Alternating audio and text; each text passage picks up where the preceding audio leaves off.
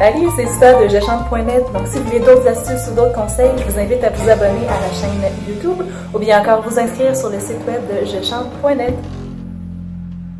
Kit de survie pour chanteurs. Première chose, une bouteille d'eau. Pas du lait, pas du jus, de l'eau. Et de l'eau tiède. Pourquoi? Tout simplement parce que, je vous l'ai dit, c'est des muscles qu'on vient utiliser. Donc, les muscles, quand on les travaille, se réchauffent. Donc, d'aller verser de l'eau froide là-dessus, ça crée un choc thermique qui n'est pas du tout bon pour les cordes vocales. Donc, on essaie de faire attention à ça et d'utiliser de l'eau tiède.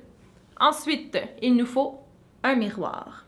Je le sais que c'est pas le fun, mais ça l'aide vraiment beaucoup. Donc, on prend un miroir, là, si possible, qu'on est capable de voir au moins jusqu'en bas là, des hanches. Sinon, au moins aux épaules comme ça ici. Donc, comme ça, on va pouvoir voir toutes les tensions qu'on veut éviter, donc les épaules, la gorge ici. Puis ça, justement, en chantant devant un miroir, on les voit toutes, on peut les corriger automatiquement. Troisième item, une enregistreuse. Comme ça, on enregistre autant une pratique avec un professeur que nos pratiques individuelles ou quand on pratique une pièce. Parce que ce qu'on entend, nous autres, là, dans la tête, là, c'est une caisse de résonance, hein? Fait que le son, il est complètement transformé. C'est pas du tout comme ça que ça sonne à l'extérieur. Fait qu'en l'écoutant après sur une enregistreuse, on entend comment ça sonne réellement. Fait que des fois, des petits trucs qui nous agacent qu'on fait, bien, à l'extérieur, on les entend pas du tout. C'est simplement des petits bruits qu'on fait à l'intérieur. Donc, super utile pour vraiment entendre qu'est-ce qui se passe réellement.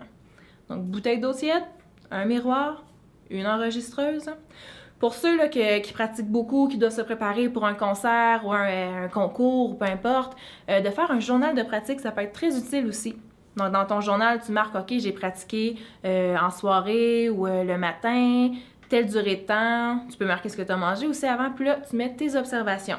Là, ma voix aujourd'hui a été bizarre. Est-ce que c'est parce que j'étais plus fatiguée ou j'ai mangé telle affaire avant? Puis comme ça, on est capable de se faire un schéma. Moi, ça va mieux quand je me pratique, mettons, le soir, puis si j'ai mangé 1 heure avant. Ça nous permet vraiment là, de maximiser ces pratiques. Si on a un lutrin, faire attention. Parce que beaucoup de gens, là, on met le lutrin très très bas, ce qui fait que quand on chante, on écrase tout notre appareil ici vu qu'on regarde vers le bas. Donc, vraiment faire attention qu'il soit à la hauteur des épaules pour qu'on puisse garder là, un maintien normal.